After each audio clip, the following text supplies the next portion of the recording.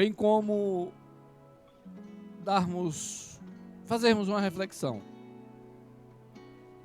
tentar entender um pouco do que o Senhor quer falar conosco nesta manhã. Quero vos convidar para lermos a preciosa palavra de Deus no Evangelho de Jesus Cristo segundo escreveu São Lucas, capítulo de número 10, versículos de número 25 ao 37. Quero te convidar também, acreditando que você, no seu lar, no seu trabalho, você faz uso da palavra, que não usa a palavra apenas como um amuleto, mas que você lê a palavra, você medita na palavra, você estuda a palavra, porque pela falta de conhecimento da palavra, existe no mundo muito sofrimento, existe no mundo muitos enganos, muitas falsas doutrinas, falsos profetas, falsos pastores, por que não dizer? E a palavra ela é bússola, a palavra ela é um guia para que eu e você não erre o caminho até Deus, para que eu e você possamos entender e saber e praticar, para podermos ter o melhor de Deus. Neste texto que vamos ler, fala sobre algo muito interessante que nesta manhã estaremos abordando. Estaremos em alguns minutos meditando, e nesse momento eu peço a você, aonde quer que você esteja, que você se desprenda de tudo, dos seus problemas, das suas lutas, dos seus medos, das suas dificuldades. Se liga no trono da graça, que por certo o Senhor ele vai falar ao teu coração. Ele vai dar aquela resposta que você está querendo ouvir. Ele vai confirmar aquele projeto que você colocou nas mãos dele, quer saber se vai ou se fica. O Senhor nessa manhã ele tem a solução. Está escrito assim, Evangelho segundo escreveu São Lucas, capítulo 10, 25 ao 37. É um texto conhecido, e ele começa assim, na minha tradução, diz: e eis que um intérprete da lei se levantou e disse para prová-lo: mestre, que farei para herdar a vida eterna? E ele disse: o que está escrito na lei? Como interpretas? Aquele respondendo disse: amarás ao Senhor teu Deus com todo o teu coração, com toda a tua alma e com todas as tuas forças, e com toda a tua mente, e ao teu próximo como a ti mesmo. E Jesus lhe disse: respondestes bem, faze isto e viverás. Mas ele, querendo justificar-se, disse a Jesus: e quem é o meu próximo? Respondendo Jesus disse: um homem descia de Jerusalém para Jericó e caiu nas mãos de ladrões, os quais lhe roubaram, ferindo, foram-se deixando-o meio morto. Coincidiu que descia ali um sacerdote por aquele caminho, e vendo passou por lado oposto do caminho. Da mesma forma um levita, chegando-se próximo daquele lugar, vendo-o, passou pelo outro lado. Mas um samaritano, que seguia seu caminho, passou perto dele, e vendo-o, teve compaixão dele.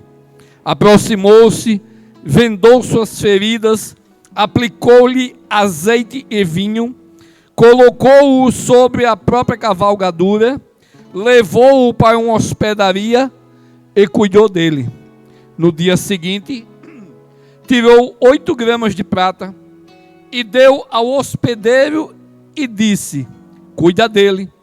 Tudo que gastares a mais, eu pagarei a ti quando regressar.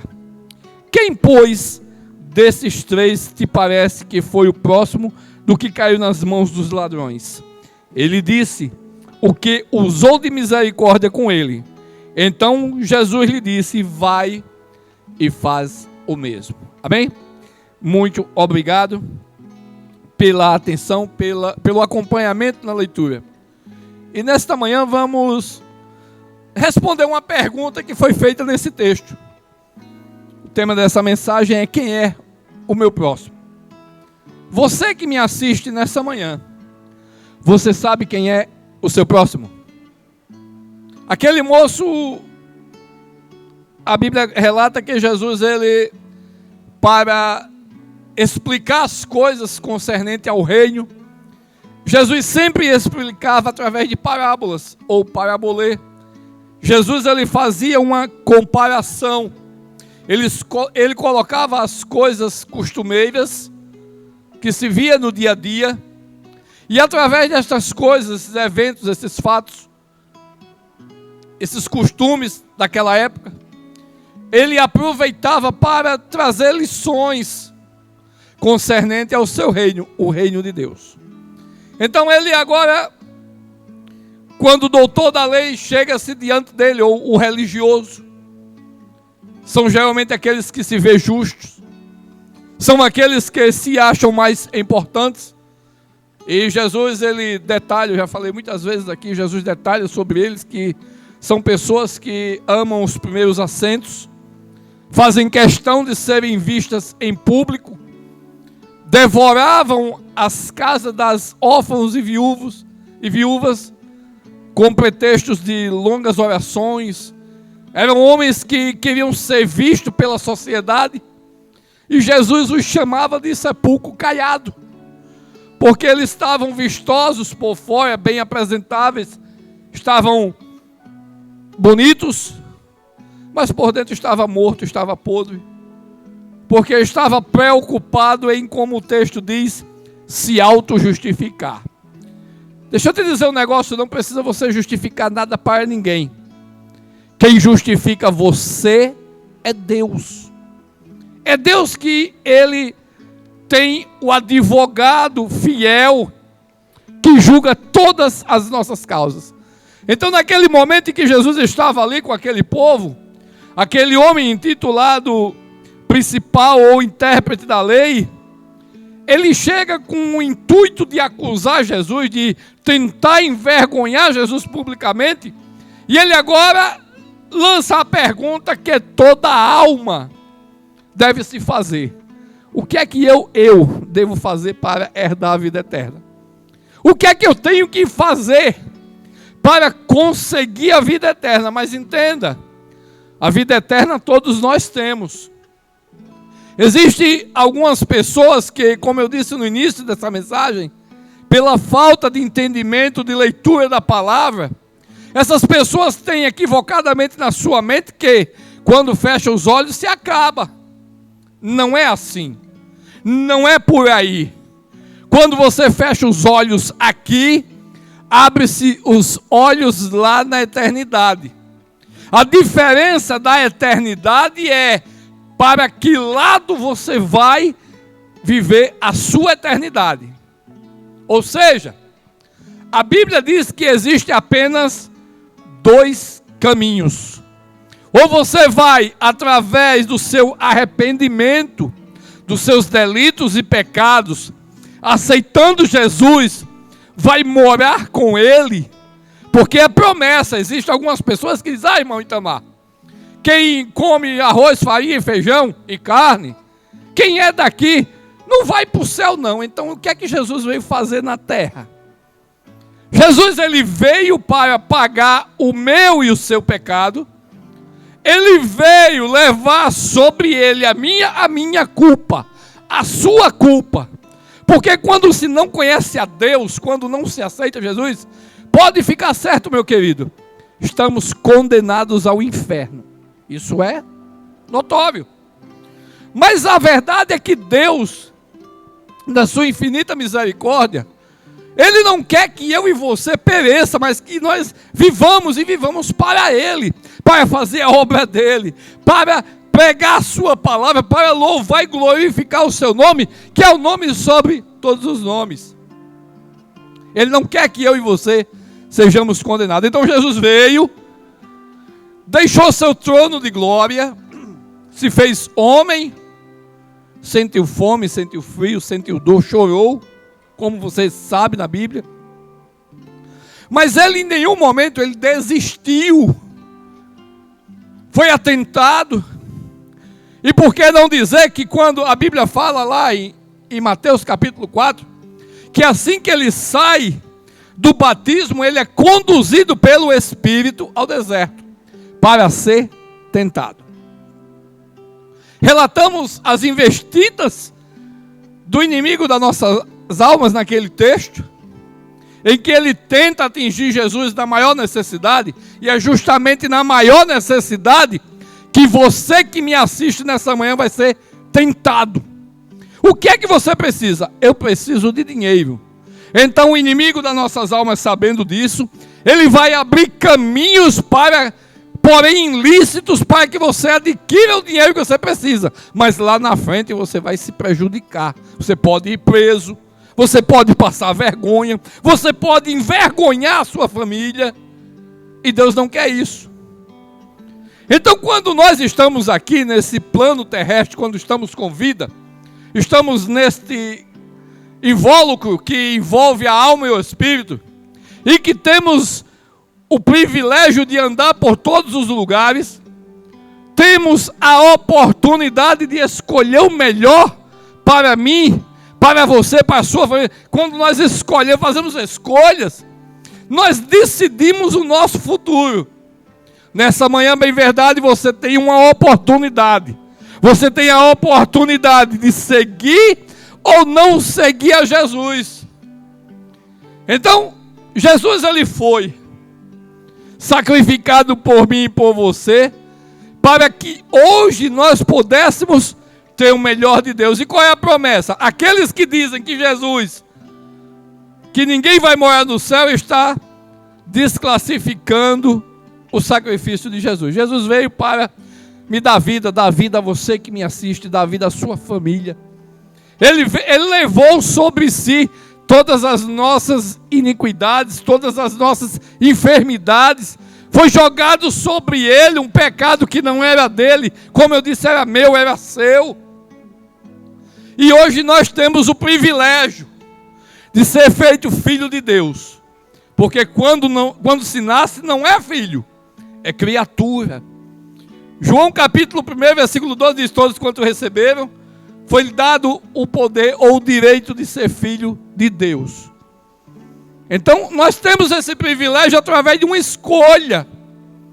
Então ele disse: olha, eu vou preparar lugar. Não é o irmão Itamar que está dizendo, não é os irmãos que estão dizendo. A Bíblia diz que Jesus, quando ele veio, ele disse: eu vou preparar lugar. E quando eu tiver preparado o lugar, eu vou voltar outra vez para buscar as quatro paredes. Não. Ele vem buscar o templo do Espírito, eu e você. Para que aonde ele esteja, você possa estar com ele também. E onde é que Jesus está? Jesus está no céu. Então é uma promessa, querido, você que nos assiste, que está muito próxima de se cumprir. É uma promessa que está muito próxima de ser realizada. E quem vai? Vai aqueles que estão preparados. Não é todos, porque nem todo mundo quer Jesus. Não é todo mundo que quer Jesus. Você nesse momento quer Jesus?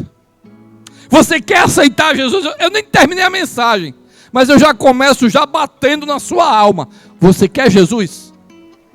Você quer a proposta de Deus para a sua vida? E qual é a proposta de Deus, irmão Itamar? Jesus.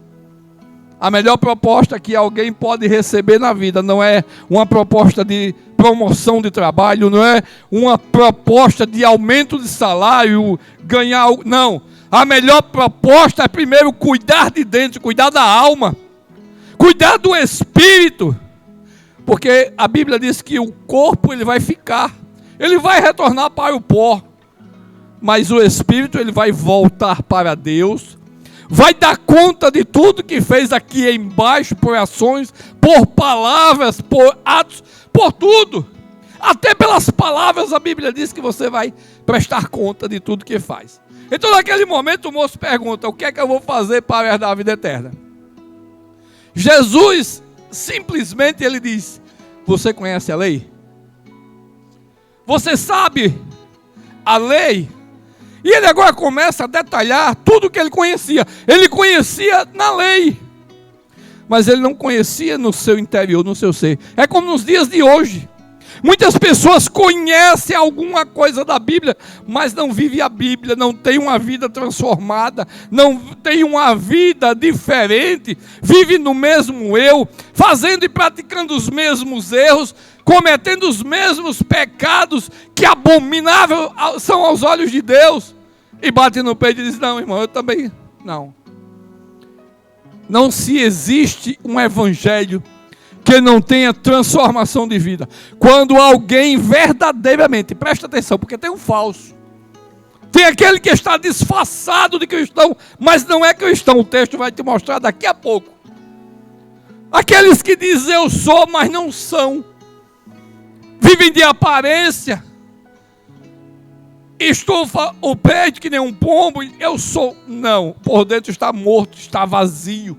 Mas nessa manhã chegou aquele que pode preencher todo o teu ser, aquele que tem o poder de transformar a tua vida, de te libertar, fazer uma nova pessoa, que o Santo Espírito vem sobre você e te enche, te dá dons, para que você possa glorificar ao nome do Senhor. Então ele agora começa a detalhar a lei.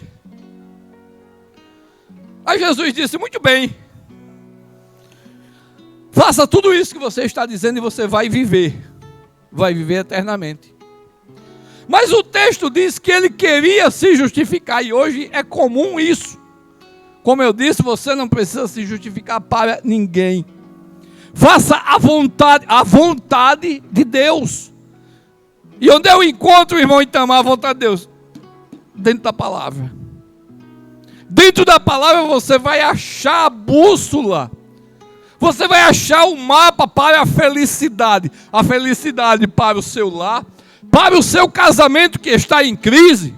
Mas a Bíblia diz que a mulher, olhe, a mulher sábia, ela vai edificar o seu lar.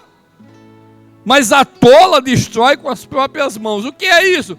É através dos teus atos, das tuas ações, que você tem o poder. Você, mulher que nos assiste nesta manhã, você tem o poder de abençoar ou destruir o seu lar. Bem assim é o homem. O homem, a Bíblia diz que ele é o cabeça da família. Então o homem também, através dos seus atos ou das suas ações, ele tem o poder de prevalecer ou também destruir a sua família. Mas vamos mais. Ele chega para Jesus agora e diz: quem é meu próximo? E eu comecei justamente esta mensagem perguntando: quem é o meu próximo?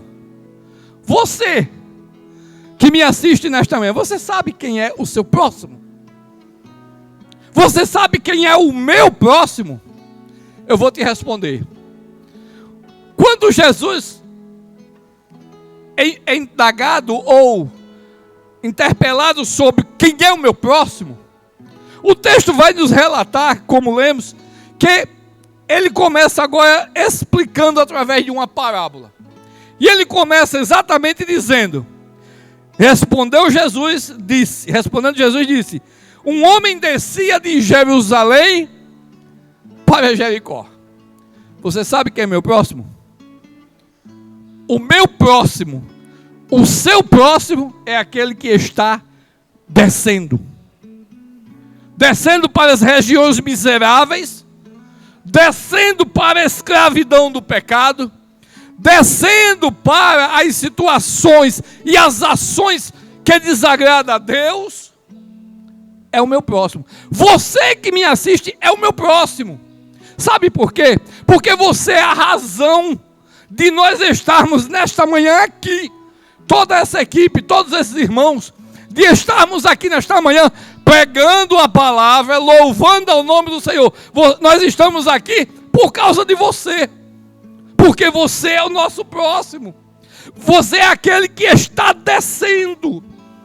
É aquele que não tem condições de se erguer sozinho. Precisa de ajuda.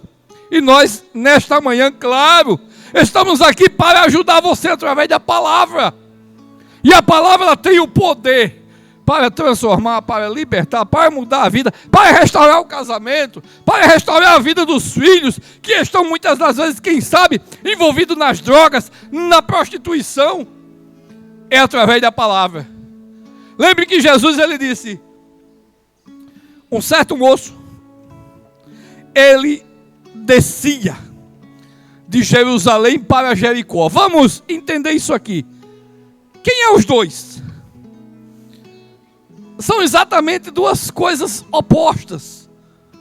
Jerusalém fala do templo. Jerusalém fala do lugar de adoração. Jerusalém fala do lugar de sacrifício. Em outras palavras, era o símbolo de ligação do homem com Deus, porque é lá que estava o templo, o lugar de adoração, o lugar de sacrificar, o lugar de se renovar a aliança com Deus. E Jericó, um lugar de perfume, era a cidade do ócio, ou dos ociosos, era o lugar que tinha ausência de ocupação, era o lugar de riqueza, era o lugar de vida fácil. Infelizmente, muitas pessoas estão trocando o espiritual pelo material. Infelizmente, ultimamente está se buscando mais as coisas de baixo do que as coisas de cima. Aí as consequências, irmão Itamar, aí as consequências vêm as lutas. As consequências vêm as dificuldades a começar dentro do lar. As brigas dentro do lar. O consumismo. A guerra pelo poder, a prepotência. Porque eu não canso de me dizer que, infelizmente, vivemos a época que somos aquilo que temos. Enquanto chegamos em uns lugares e as pessoas começam a nos olhar de cima para baixo, nos medindo, nos julgando. Muitas das vezes, quando entra alguém, eu digo por experiência, alguém entra em uma loja e o vendedor começa de lá mesmo, do canto nele, analisar. Se o camarada está de chinelo, ele não chega nem perto, porque na sua mente vai imaginar, não, esse aí não tem dinheiro para comprar. Esse não tem um bom saldo para comprar alguma coisa. Não, eu não vou perder meu tempo. Nos lugares de trabalho existe a competição. E muitas das vezes desleais, desonestas, contrapassas em todas as esferas. Hoje em dia existe isso. E isso não agrada a Deus. Ele estava saindo do espiritual e descendo. Ele estava fazendo uma descida de aproximadamente 900 metros. Porque era justamente uma inclinação que existia entre os dois lugares, 900 metros de subida ou de descida, e 54 quilômetros de distância entre um lugar e outro. Aí o texto vai dizer o que acontece quando alguém troca as coisas de Deus pelas coisas de baixo. A Bíblia diz, Mateus 6,33, busque primeiro as coisas do reino, a justiça de Deus, que é a justiça que não falha. Alguns aí dizem, não, irmão, é a justiça, Deus tarda, mas não falha. Deus nem tarda e nem adianta. Ele chega exatamente no tempo certo. Não sei o que fazer, continue esperando, continue acreditando no Senhor, que Ele tem o poder no tempo dEle, não é no seu tempo. Agora faça a sua parte, porque muitas pessoas querem as bênçãos, muitas pessoas querem os benefícios que Deus pode dar, muitas pessoas querem ser paparicado, mas não quer fazer a vontade de Deus. Você está entendendo o que eu estou te dizendo? Você precisa primeiro fazer a vontade dEle. Eu digo direto, muita gente quer as bênçãos, mas não quer o abençoador. Quer ser reconhecido, quer ser famoso, mas não tem humildade para se humilhar. A Bíblia diz, ei, se humilhe debaixo da potente mão de Deus, e no tempo certo Ele vai te exaltar, mas é no tempo dEle. Para você ser exaltado, você não precisa derrubar ninguém. Você não precisa trapacear. Você não precisa fazer um arrumadinho. Panelinha. Deus não trabalha com panela. Deus trabalha com vaso. Panela a gente mete fogo nela. E se ela não aguentar, ela se racha, se poca. Vaso é diferente. O vaso já vem do fogo. O vaso está lá, ele brilhando no seu lugar de honra. Cheio de óleo, cheio de azeite, cheio do Espírito. Não perca tempo com as coisas pequenas de baixo. Olhe para cima. Confie naquele que é todo poderoso. Aí sim, no tempo dele, está doendo. Vai doer mais um pouquinho. Mas aguenta o aperto. Que no tempo certo, Deus vai mandar a resposta. Ele estava descendo. Ele estava saindo do templo e descendo. Ele estava saindo da presença de Deus para a presença das coisas de baixo. Aí a primeira coisa que acontece, ele diz, olha, vai descendo, o moço vai descendo, vai saindo da presença de Deus, vai saindo da vontade de Deus. Aí ele vai ter um encontro. Primeiro encontro que ele tem com os ladrões. É exatamente isso que o inimigo das nossas almas faz com você. Quando você deixa de olhar para cima, ele vai roubar a tua felicidade, vai roubar a tua alegria, vai roubar a tua família, vai roubar teu casamento, vai roubar teus filhos. Ele vai te saquear. Vai deixar você, como diz o texto, meio morto. Ele não vai te matar, ele vai deixar você meio morto. Vai deixar você bastante ferido, quase sem vida. Mas ele não vai te matar porque Deus não permite. Aí o texto diz que quando ele sai da presença, sai do lugar de adoração, do lugar de buscar a Deus, e vai descendo, ele encontra primeiro com os ladrões.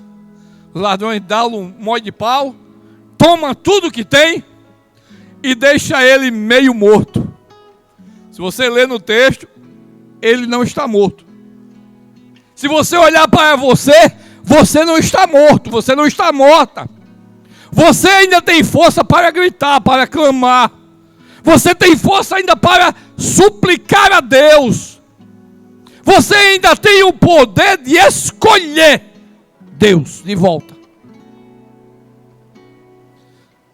Aí o moço está lá, no meio do caminho, ferido, meio morto, foi roubado, foi espancado e foi abandonado. Tudo isso acontece quando você escolhe as coisas de baixo. Você perde tudo. Fica meio morto. Aí o texto vai dizendo que mais à frente ele tem um segundo encontro. O sacerdote vai passando. E vendo aquele moço, ele vai passar de largo. Existem duas vertentes aqui. Existem dois significados. Pela lei, o sacerdote, ele vivia de dízimos, de ofertas, de sacrifício. E se o moço estivesse morto, pela lei ele era proibido de chegar também perto dele. Não poderia tocar num defunto, porque aí ele ficaria impuro, ele não poderia sacrificar. Ele não poderia adorar no templo, era lei. E ele vivia disso, e se ele se contaminasse com um defunto, porque o texto diz que ele estava meio morto, de onde o sacerdote estava vendo e passando, ele não sabia se o moço estava morto, mas ele não podia arriscar perder a alimentação da sua família, porque ele vivia disso, ele vivia dos sacrifícios do templo. Mas se você prestar atenção, o texto diz que o sacerdote também descia. O sacerdote estava indo no mesmo sentido. Ele estava saindo do templo, estava saindo da presença de Deus para a parte de baixo, para o lugar ocioso. Não é diferente nos dias de hoje. Você não pode se apegar à religiosidade. Infelizmente, deixa eu te dizer, infelizmente, Existe muito picareta da fé por aí. Não vamos tapar o sol com a peneira, porque é verdade. Existem muitos por aí que não estão preocupados com a ovelha, estão preocupados com a lã da ovelha. Passou de largo. Ele já tinha saído do templo, ele poderia se aproximar, ele podia cuidar. Felizmente existem muitos por aí que não cuidam. Tem muitos por aí que não procuram saber o estado. A Bíblia diz: procura saber o estado das tuas ovelhas. E tem muitos por aí que não está preocupado com o dinheiro. Tem transformado a igreja em uma empresa. E igreja não é empresa. Igreja é lugar de se buscar a Deus. A Bíblia diz que Jesus, certa feita, ele chega no templo e mete o cacete. E diz: a minha casa será casa de oração, e não covil de bandidos, de ladrões. Infelizmente por aí existe algumas. Presta atenção, eu não estou generalizando. Eu estou dizendo, existe alguns. Não estou citando nomes. Não estou citando pessoas. Eu estou dizendo que existe muito picareta da fé. Muitos falsos sacerdotes que estão preocupados apenas com dinheiro. Está descendo, está perdendo a presença de Deus e está preocupado com as coisas da terra. Está preocupado em ter dinheiro, em ser rico. Ó, irmão Itamar, aí é pecado ser rico? Não. Pecado é amar o dinheiro mais do que a Deus. Ele estava descendo. Ele viu um moço. Quem sabe ele já não ia mais sacrificar, tinha terminado o turno dele.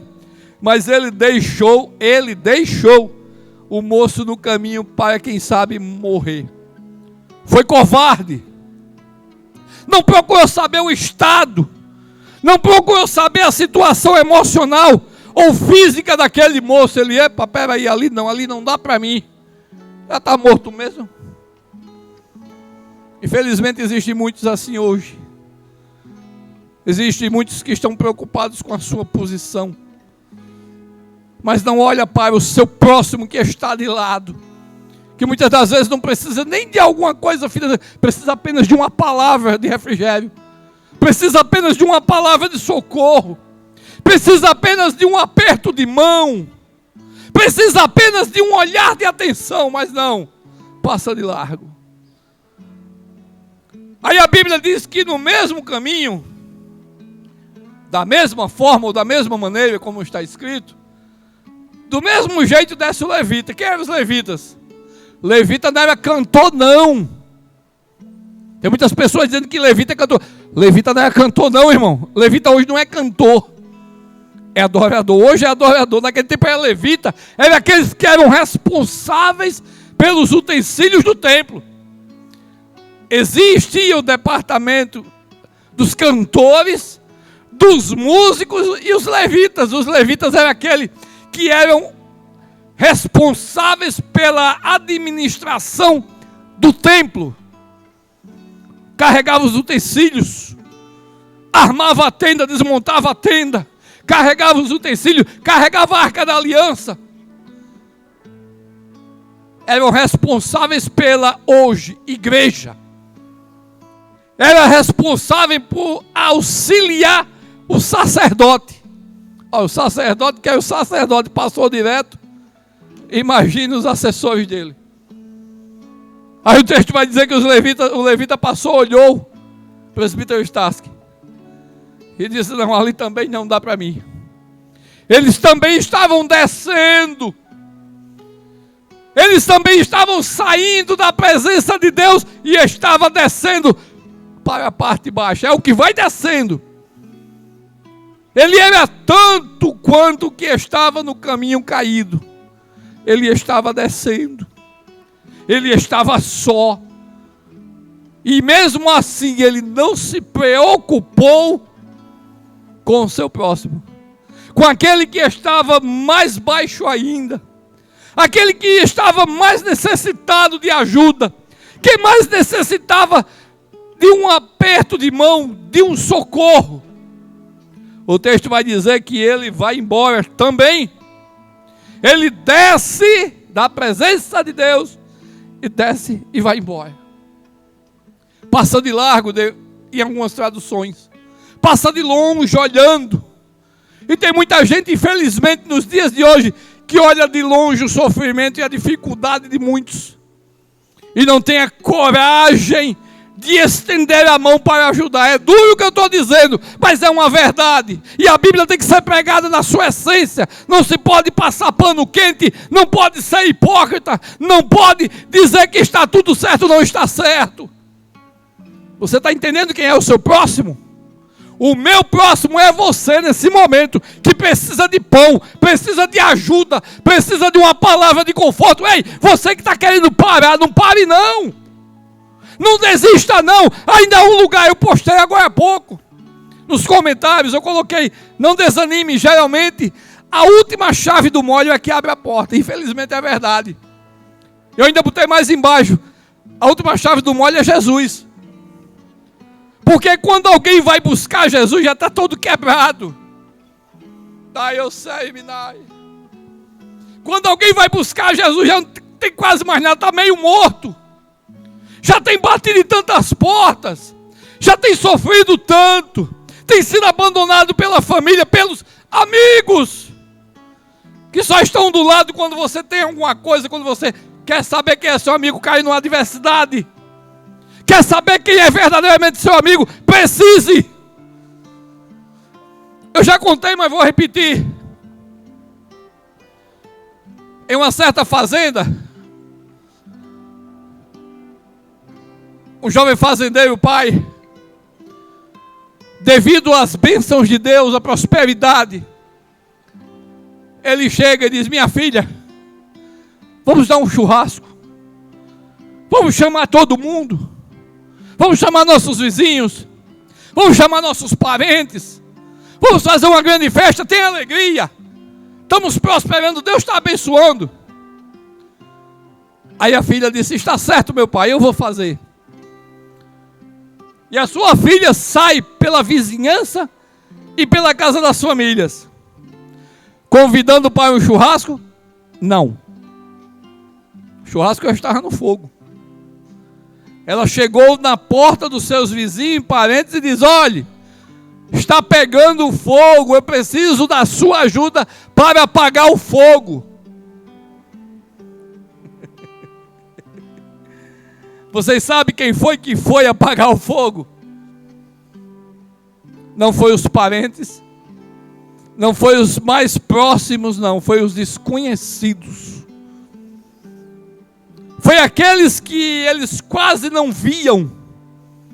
E aqui tem um exemplo de vida para mim e para você. Você pode ter muita gente nas suas redes sociais. Você não tem amigos, você tem muitos conhecidos. Eu digo direto, amigo bom é que nem parafuso, você só sabe quem é na hora do aperto. E naquele dia ninguém quis apagar o incêndio da fazenda. Porque eles disseram: eu vou nada. Deixa queimar, deixa se acabar. Mas aqueles que verdadeiramente sentiam a necessidade de ajudar, o historiador diz que eles foram lá. E quando chegaram lá, se depararam com um churrasco. Realmente havia fumaça, porque a carne estava no fogo. Havia fogo. E somente aqueles que foram, se dispuseram, é que puderam participar do banquete. Não é diferente no reino de Deus. Só aqueles que estão dispostos a largar tudo quanto ofende a santidade de Deus é que vai participar do banquete com Jesus. Não vai ser qualquer um. Não vai ser de qualquer maneira.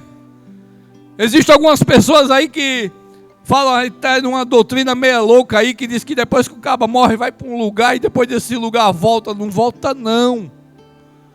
Se você morrer com Cristo, você sobe. Se você morrer sem Cristo, você desce. É a palavra. Não é para te colocar medo, é para te alertar. Você é meu próximo, você está descendo e eu quero que você suba. Ele encontrou com os ladrões, se encontrou com um sacerdote falso, se encontrou com um levita falso. Aí o terceiro, na verdade o quarto, é um samaritano que seguia o seu caminho. A Bíblia não diz que ele descia, ele seguia o seu caminho. Quem sabe é um viajante, quem sabe é um representante de alguma coisa, a Bíblia não relata. A Bíblia diz que ele seguia o seu caminho. E ele viu o moço meio morto no caminho. A Bíblia diz que ele agora vai movido, presta atenção, movido de íntima compaixão. E encontramos Jesus também sentindo esse mesmo sentimento. Movido de íntima compaixão, diz: onde foi que vocês colocaram Lázaro? Íntima compaixão, amor pelo próximo, amor pelo que está descendo, que está perdido, que está praticamente condenado. É isso. Aí a Bíblia vai nos relatar que ele chega lá, se aproxima. E o interessante é que ele agora estanca as suas feridas, cuida dos seus ferimentos. É isso que você precisa, de alguém que cuide dos seus ferimentos. Jesus tem esse poder de passar o bálsamo, curar primeiro a tua alma, não é a tua carne. Jesus primeiro precisa curar a tua alma e teu espírito dentro, para depois a cura externa ser explícita. Exemplo, tem na Bíblia? Tem. Quando trouxeram um paralítico trazido por 4, que desceram o paralítico à presença de Jesus, a primeira coisa que Jesus disse: filho, perdoados são teus pecados. Por que Jesus não disse: desce daí, levanta e vai embora? Porque ele precisava de uma cura dentro, interior. Dentro. O ferimento maior estava dentro, na alma, no espírito, que estava fazendo as coisas que desabonavam a vontade de Deus. É isso que o pecado faz. Ele põe uma ponte quebrada entre Deus e você. Ele põe um abismo intransponível. E a própria Bíblia diz que existe uma ponte chamada Jesus, que faz a união entre você e o Deus que você diz servir. Aí ele vai agora, depois que estanca as feridas, ele aplica sobre aquele moço 2 ingredientes, que por incrível que pareça, ele não tinha, entre aspas, autorização para usar, que era o azeite e era o vinho. Nesse tempo, geralmente, quem andava com isso eram sacerdotes, na época. Mas não, ele era um samaritano. Quem era ele? Era aquele que ninguém dava nada, ele era desprezado. Vulgarmente ele era chamado de cachorrinhos. É por isso que Jesus, quando a mulher samaritana chega diante de Jesus e diz: mestre, minha filha, e Jesus diz: não é lícito tirar o pão da mesa e dar aos cachorrinhos. Porque os judeus chamavam os samaritanos naquele tempo de cachorrinho, desprezando-os. Aí a Bíblia diz que ele chega diante do homem agora, estanca a ferida, aplica azeite e vinho.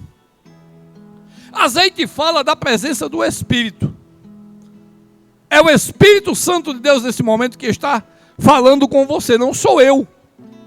Eu tenho plena convicção, tudo que eu estou falando não é meu, eu não tenho nada, nem esboço aqui eu tenho. Ele está falando no meu coração e eu estou transmitindo para você entender que ainda existe jeito para a sua vida, para a sua família. Não sou eu, não tenho nada. Eu sou homem tanto quanto você, cheio de falhas, pendente a pecar. Mas acima de tudo, eu reconheço que você é meu próximo, que você precisa de azeite na sua vida, você precisa do Espírito na sua vida, para te guiar nos caminhos. E depois que ele aplica o azeite, a Bíblia diz que ele aplica o vinho.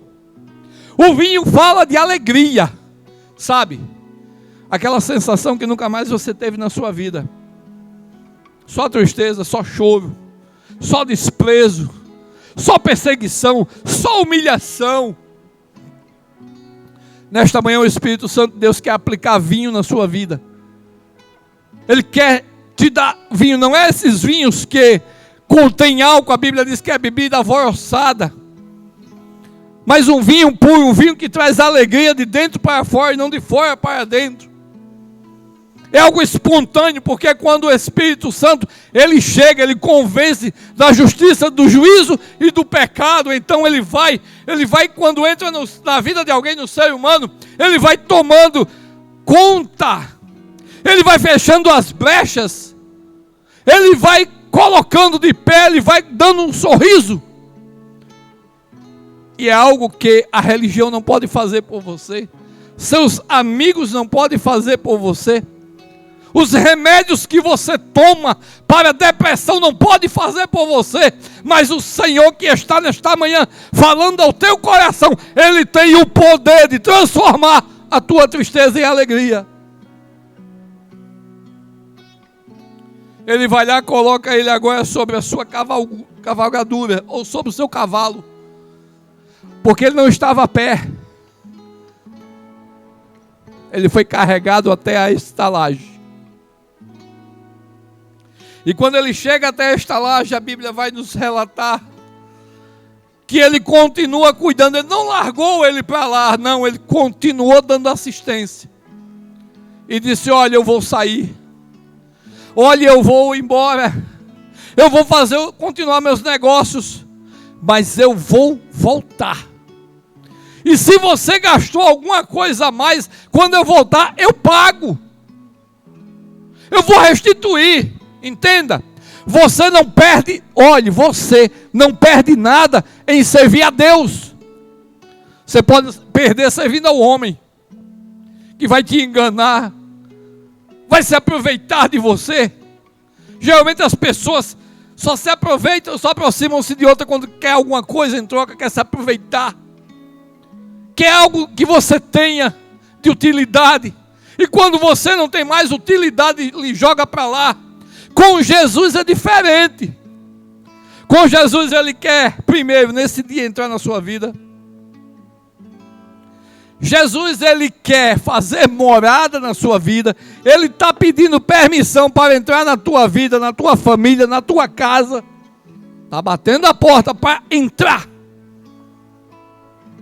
Depois ele quer botar todo esse mal que tem na sua vida, de tristeza, de angústia, de revolta, de rebeldia em muitos dos casos, cegueira espiritual.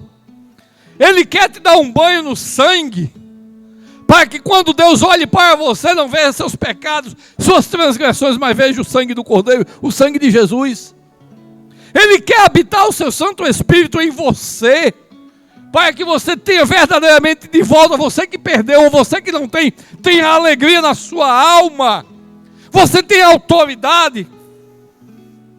Ele vai dispor para você dons e talentos para você ser usado na sua mão, para que o seu próximo também seja alcançado através de você. Sim, porque a partir do momento que você recebe a Jesus, recebe o Espírito Santo, você não é mais a mesma pessoa, você não vai ficar mais quieto.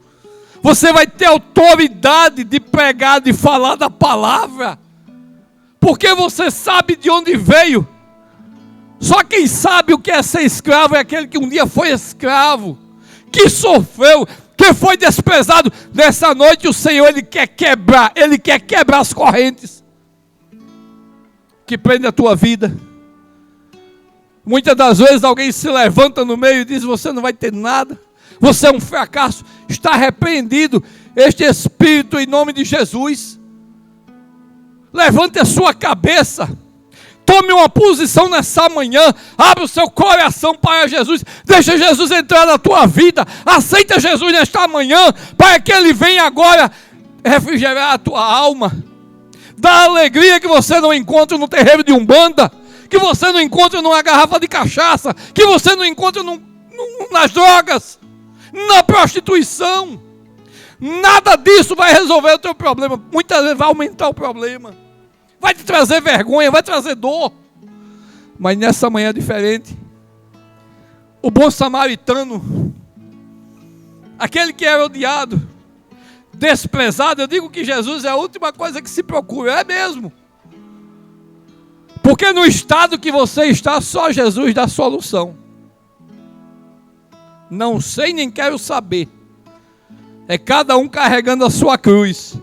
Mas experimenta nessa manhã chamar Jesus para ajudar a carregar esse fardo. Experimenta chamar Jesus para a sua vida. Chama a atenção dele. Dobra seu joelho aí onde você está. Joga nos pés de Jesus todas as suas lutas, todas as suas dificuldades, e ele vai fazer. Agora depende se você querer. Porque Jesus não faz aquilo que nós não queremos. João 16:24 está escrito o seguinte: até agora nada pedisse em meu nome. Pede a tua alegria se cumpra. Você tem que pedir a ele, não é a quem não pode dar. Existe gente pedindo para todo mundo, contando o seu problema para tanta gente, e deixa Jesus de fora. E Jesus querendo entrar, e Jesus querendo fazer morada, e Jesus querendo limpar o lixo, e Jesus querendo trazer a felicidade, e Jesus querendo trazer a vitória, trazer a cura.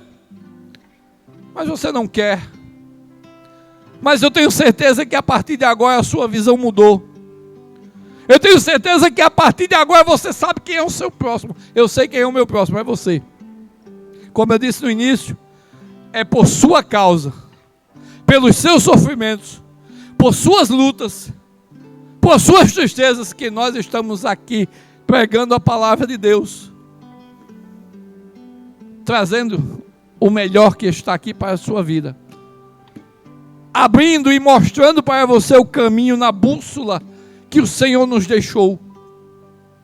Então nessa manhã, já quero agradecer a Deus por esta oportunidade. Comecei o trabalho, nosso irmão e amigo presbítero Stas, que teve uma dificuldadezinha para